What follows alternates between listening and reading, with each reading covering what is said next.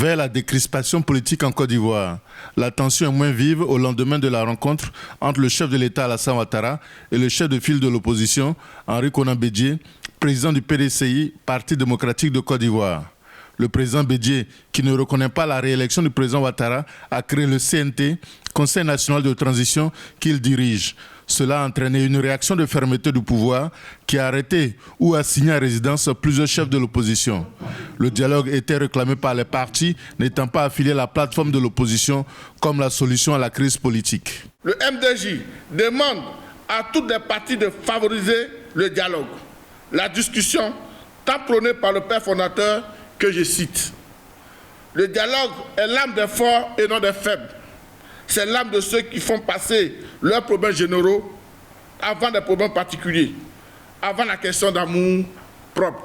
Pour certains partis affiliés au parti au pouvoir, le RHDP, Rassemblement des Oufoutistes pour la démocratie et la paix, le gouvernement doit maintenir sa posture de fermeté pour aller au dialogue.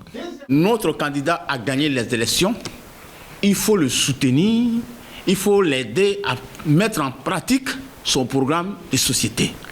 Nous lui demandons pour que ce programme de société se traduise dans la sérénité, dans la paix, il n'a qu'à tendre la main. Troisièmement, il n'y aura plus de gouvernement de transition dans ce pays. Le président a été élu démocratiquement. Il formera son gouvernement selon son programme de société. Les affrontements nés de la tension politique ont fait 85 morts depuis le mois d'août 2020.